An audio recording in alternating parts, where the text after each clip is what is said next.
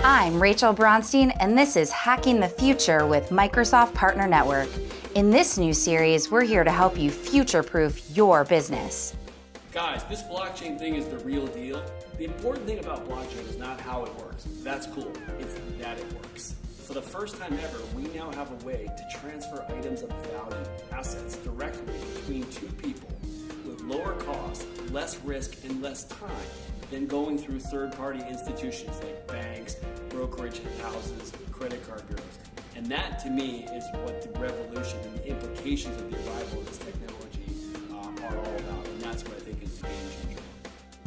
From blockchain to social selling, we're exploring how technology is reshaping business as we know it. All right, welcome back to the Microsoft Partner Network podcast. I'm here today with Jeremy Epstein. Jeremy actually he did 2 sessions here, one around blockchain, Bitcoin, and decentralized systems, and then lessons of unicorn marketing, how to challenge traditional thinking about marketing to drive results in a cloud-first, mobile-first world. It's been a crazy conference. It's been a crazy conference for you. Who are you, Jeremy? Let's find a little bit about that, and let's get into blockchain. Yeah, we can do that. So, Jeremy Epstein, I'm the CEO of a company called Never Stop Marketing, which I like to say is not just a company, but a way of life, because you never stop marketing. I know that, Braunstein. And what I do is I spend the bulk of my time in the world of blockchain and cryptocurrencies, specifically focused on helping the startups in this really powerful emerging technology take their engineering story and translate it into something that most people can understand so they can drive their business objectives, adoption, much faster, lower risk, and with less cost. That's the bulk of my effort. The rest of the time is taking all the stuff I learned from these people and going to traditional companies and be like, guys, this blockchain thing is the real deal. You may want to pay attention. And hopefully that some people be like, oh, okay, I'm going to get on top of this before I get my head crushed in. Yeah, so let's start with a little bit of the basics. Not everyone, I would say most people don't understand what blockchain is. Right, and that's okay. I mean, we are so early in this thing. I mean, at its absolute basic core, blockchain is basically a database. But what's different about blockchain is that instead of one person or one entity or one organization having a centralized version of that database, everyone has a copy of it. So imagine you and all your friends are looking at the exact same spreadsheet at every time. But the rules, what are known as the protocol, basically define how new entries are made to that list, that spreadsheet, if you will. And also the rules are such that no one can go back and actually change or modify or delete a previous entry. So it's an ongoing list of a record. And what that does is instead of having all of the information in one place, it distributes it across a global decentralized network. Now the benefits, the technology's cool, don't get me wrong, but just like you don't know or you don't care that SMTP is the protocol that makes your email work, you just know emailing is better than faxing or writing a letter. Yeah. The important thing about blockchain is not how it works. That's cool. It's that it works. And for the first time ever, we now have a way to transfer items of value, assets, directly between two people with lower cost, less risk, and less time than going through third-party institutions like banks, brokerage houses, credit card bureaus. And that, to me, is what the revolution and the implications of the arrival of this technology are all about. And that's what I think is the game changer here. So you're telling me with blockchain, I don't need to use my Bank of America account. That's exactly what I'm telling you. I don't need my American Express. You won't, correct. That's like Yes. That doesn't really make sense, right? Well, what about cash? Great. So actually cash is a perfect example because what happens with cash right now is when you have a $20 bill and you give it to me, you know you no longer have the $20 bill, and I know I have it. And even Rachel and Kevin and everyone else who's not in the room, barring any horrific counterfeiting problem, but assuming it's really difficult, they have trust in the integrity of the system. Mm-hmm. Okay. Now, when you transfer items of information, when you send me a picture or you do an awesome video, like a promo video or whatever, if you were to post that, you have a copy of the video and I have a copy of the video. With information, that doesn't matter. But with assets, it's critically important that everybody know that the previous owner of the asset is no longer the present owner of the asset. So historically, for the last 1,000 years, the only way to ensure that an asset has transferred from you to me is by using a centralized institution, like a bank, like a credit card bureau, like a settlement house. Because they're the ones in a globalized world, you don't have to trust me, but if we both trust Bank of America, it's okay. But now, what blockchain does is says, okay, we're going to provide that same function where we can guarantee that you no longer own the asset and I currently own the asset, and everybody else who's not in the room knows that that has happened. But we don't need an institution to do it. So instead, we use software code.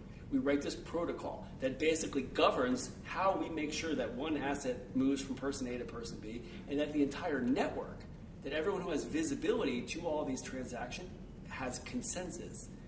That's the game changer, right? So you don't need Bank of America or a company or a person to certify the transaction. You put your trust instead of people or institutions. You put your trust in math and software code. Why would I do that? Because it actually, with all of the crazy security issue, like Brad Smith, right, was talking about that today. I mean, it seems kind of crazy to trust in the code, or is it safer than I think? My question is, why wouldn't you? Why wouldn't you? Think about this.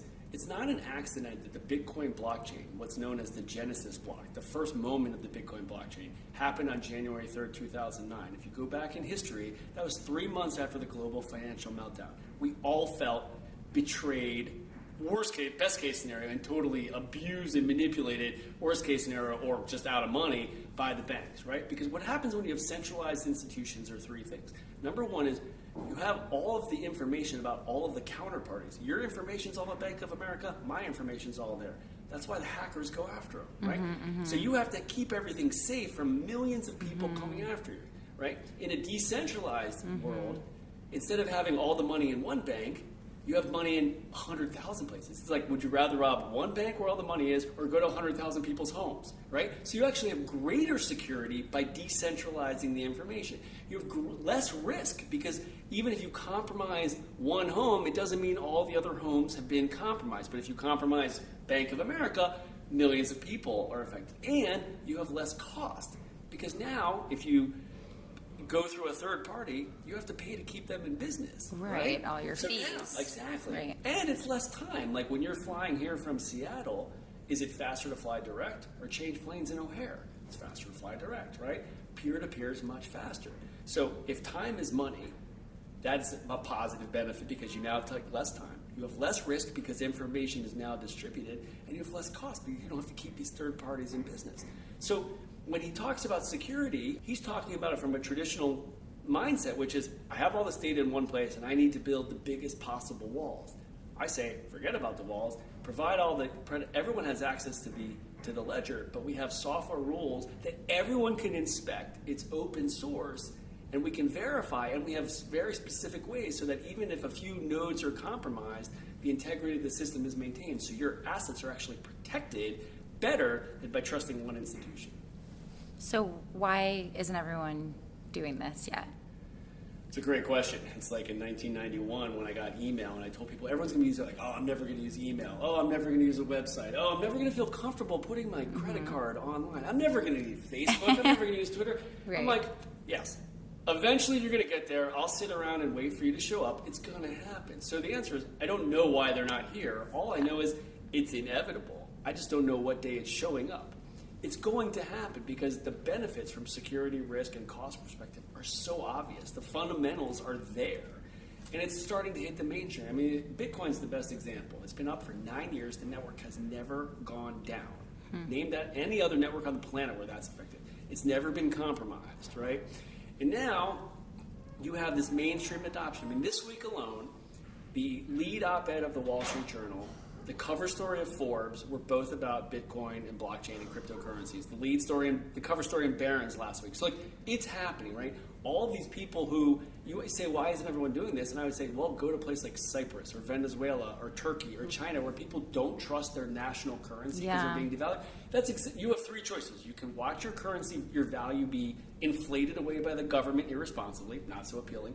Number two is you can go buy a bunch of gold. Good luck getting that through the airport. Or number three is you can buy a bunch of Bitcoin, get it on your phone, fly to Germany, bang, you're on the ground, you're off and running. So the answer is a lot of people are doing it. Yeah. It's just that people who live in the U.S., we have a relatively stable economy, and for now, we're the world's reserve currency. So you don't have that economic imperative to do it.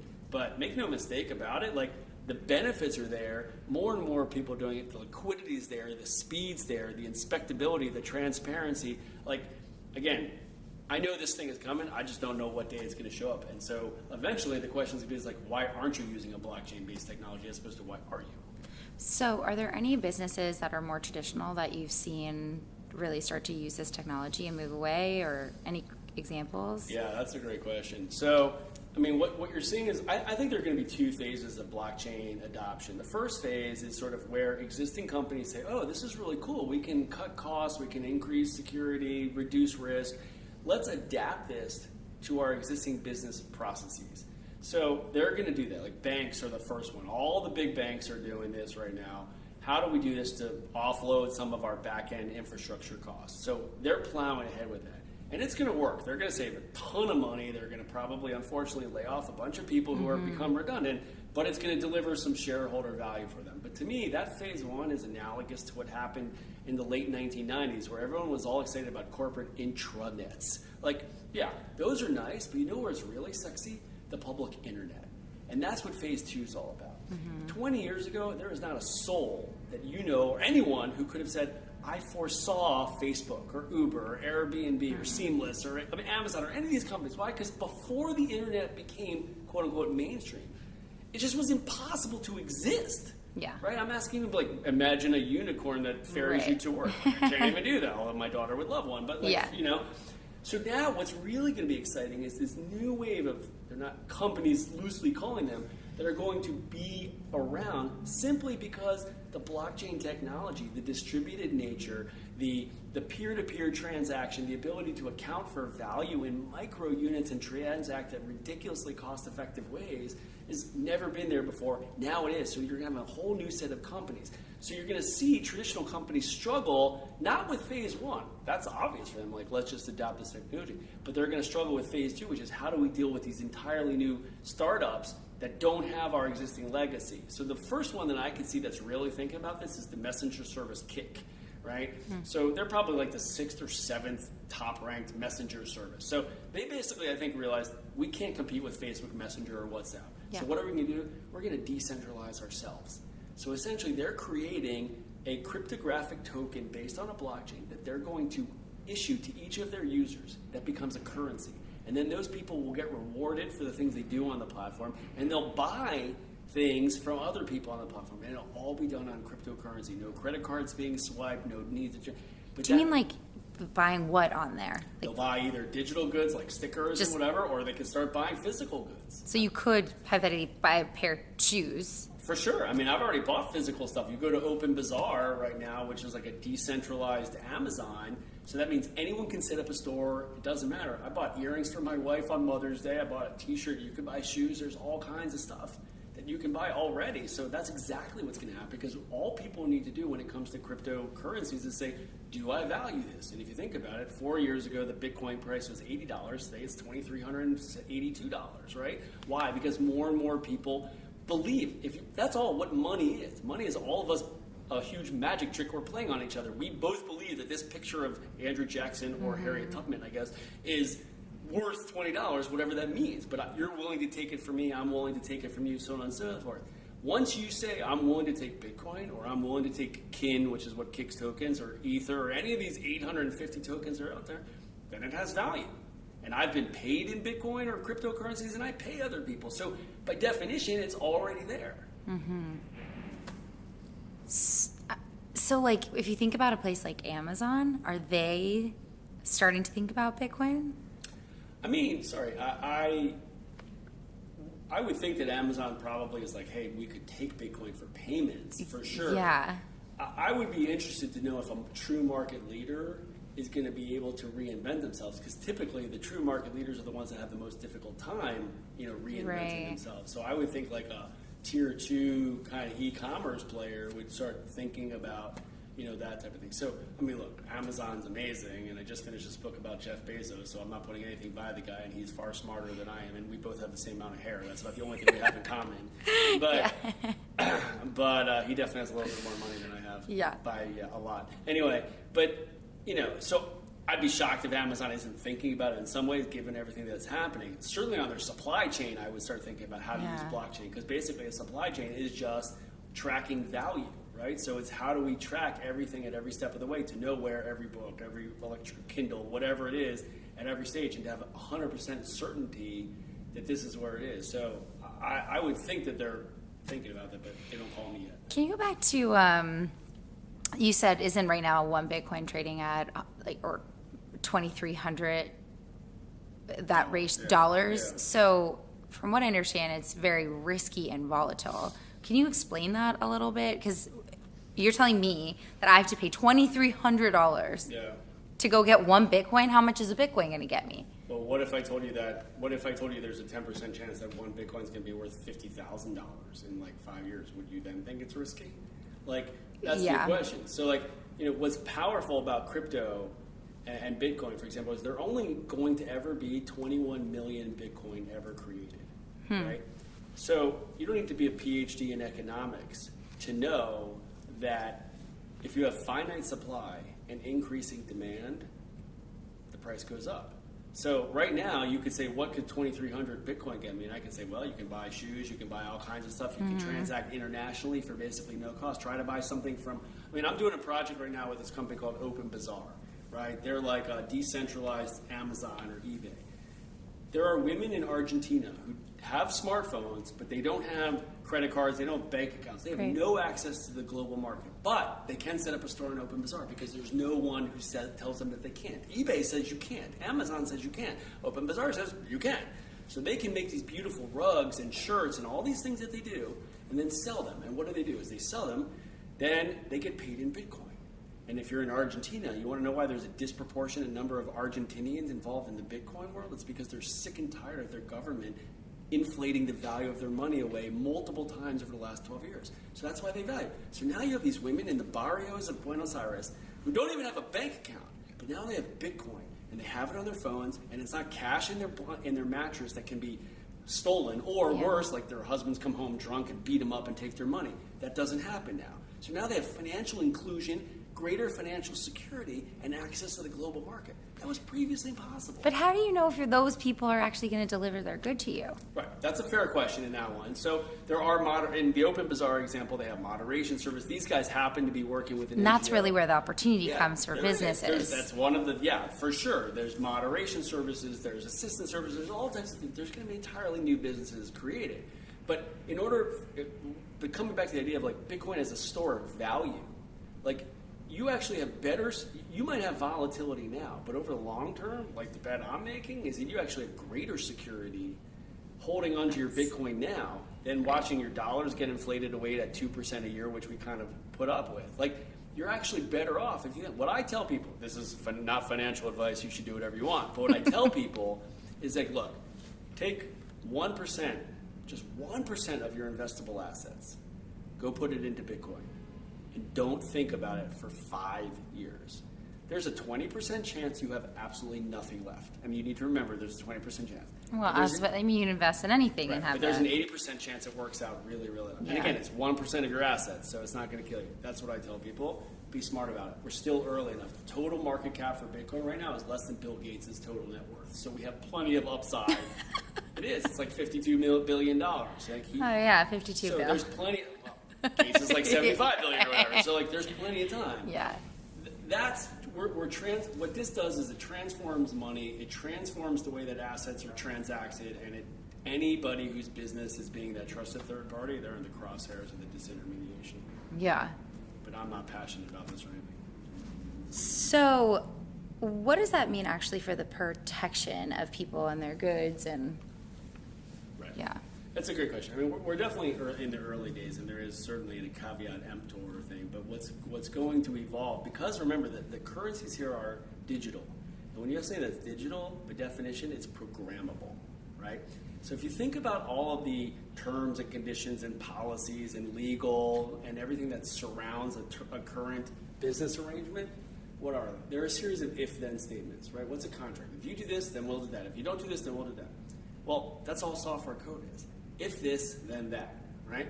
So imagine being able to hard code the business and legal rules directly to the performance of the asset. So for example, this Bitcoin or this cryptocurrency cannot be released until we have verification that the product was actually delivered. What's our trusted, what's called an oracle? How do we trust that this thing goes off when FedEx says that this thing was signed for with this tracking number? If that gets signed for, bang, then the money's released or whatever. So you can set up these triggers that, for example, say, I'm not going to release my money until these certain criteria are met. And then the other person can, sign it with what's called their private key, their cryptographic signature. I'll give a very simple example that I use. It's not quite sort of shipping products to the world, but it's a very one that I think a lot of people, especially partners, can understand. So let's say you are an SEO firm, right? And let's say I want to hire you to make, me number one for the term blockchain and marketing in the world, right? So what will I do today? I go to you like, hey, Rachel Braunstein, could you make me number one? Yep, sure, Jeremy, our SEO firm's the best. We can do this. It's going to take 2 months. But anytime someone searches for blockchain and marketing, neverstopmarketing.com is going to come up. It's going to cost you $20,000. Okay? It's going to take us 2 months. Fantastic. So what happens? You do your magic. 2 months later, you Bing it, and you come back and you have this thing, and you're like, hey, screenshot, Jeremy, I totally did it. You're like, yep, you crushed it, awesome, send me an invoice. You send me an invoice, they push it over to accounts payable, maybe 30 days later you get paid, whatever. Okay, imagine this scenario. We both go to smartcontracts.com, which is actually a site, and we set up a series of if-then statements, which is if, for this term, blockchain plus marketing returns this URL, neverstopmarketing.com, on this date, as proven by the feed that we get from the Bing.com site, then release this money, which I've put in escrow, to this address. You sign it, I sign it. And if those criteria are not met, release 30% because I'm just paying you for your effort. Then, 2 months from now, you don't have to do anything. The contract itself queries the site, see if the terms are met, and if it is, the money gets released to you. You get paid in 10 minutes. Pretty good deal, right? Yeah. That's what's going to happen with these smart contracts, right? Because every asset, digital assets and physical assets, will have a representation on a blockchain, which is immutable, it can never be changed, and the ownership can only be transferred by the person who actually owns it. No one else can take it away from you. In a centralized institution, Bank of America could go in and they could just erase your account, and you would have no recourse. In a crypto world where you control all of your assets, no one can take it. Yeah, I could come into your house and point a gun to you and take it from you. But barring that, nobody can take it away from you. That's a huge empowerment of the individual. Huge empowerment. Yeah. And then when everything gets digitized, you program the rules into it. And that's how you get some protection. Is it perfect? No. Is there a long way to go? Absolutely. But that's where this thing's going to go. Who created it? So... the it being blockchain? Yeah, Yeah.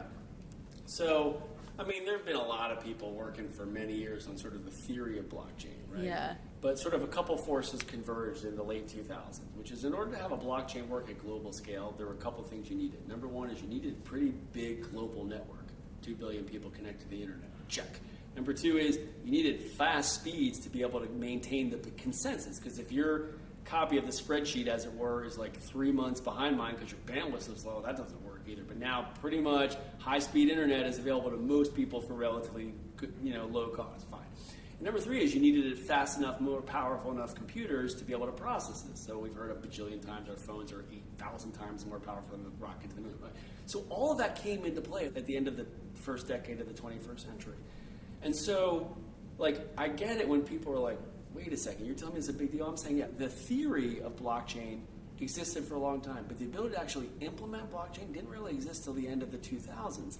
And so as a history major, I get it when I'm like, hi, the history of the world was one way, and then on January 3rd, 2009, when this guy, who's called Satoshi Nakamoto, it's kind of like a pseudonym, and no one really sure who he is, he basically released what's known as the Genesis block, which is the first block in this chain. Now remember, coming back to the idea of the spreadsheet, you have a bunch of lists, a bunch of entries in your spreadsheet, and then they all get wrapped up together like line 1 through 100, wrapped up, sealed with a key, and then 101 and 200 get wrapped up, sealed with a key, but each one is cryptographically linked to the one before it. So you have a series of blocks cryptographically linked together in a chain, hence blockchain.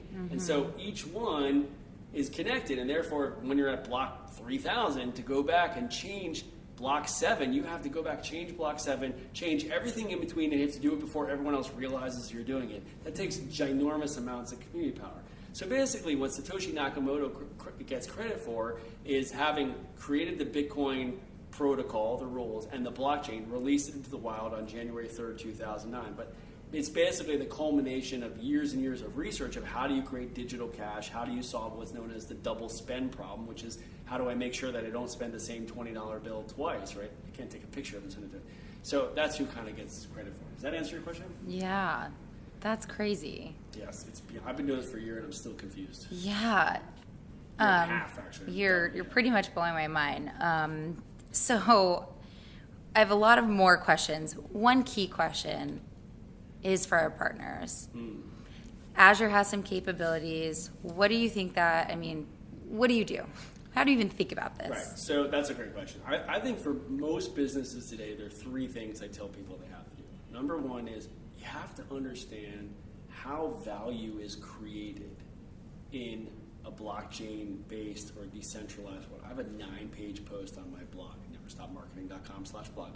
You should go check that out, right? But it's like there's a lot there, and it's a very different way of how value is created in the world that we're currently familiar with. So you have to spend your time, start thinking like, how does a blockchain, not how does it work, but like how does it create value? How are tokens, these things that represent value, represent your ownership, how does that work? Like you have to get your head around it. You don't have to be a Jedi master of it, but you have to understand sort of the fundamentals of it. That's important, and because that's going to allow you to position yourself for what I think is going to be a pretty big dramatic shift in how the economy works. That's part 1. The second thing is, especially for partners who have a lot of developers, it's worth investing some time and money in encouraging them, how do you program a blockchain? How do you program these assets? How do you write smart contracts? Right? I actually have one vendor of mine who did a smart contract on that SEO example, just like I said to you, just like I showed you. He was like, I want to do it just to see what happens. Mm-hmm. So we did it, right? Like, there could be more and more of these examples where you can get paid faster, have total proof that you completed your work, higher client satisfaction, but you have to understand how to write these contracts. And it's not super hard, it's just you need to spend the time doing it. And the third thing, which is probably less important for some of the smaller partners, is you got to tell your lawyers, like, dude, this stuff's coming, because lawyers are going to be ticked off. Why? Because like 90% of the stuff they do is going to go out the window. It's going to get automated. They're going to be a little unhappy, but you know what? Too bad. Whether you like it or not, that's what's coming. So I would say, like, understand the potential of the technology to create value.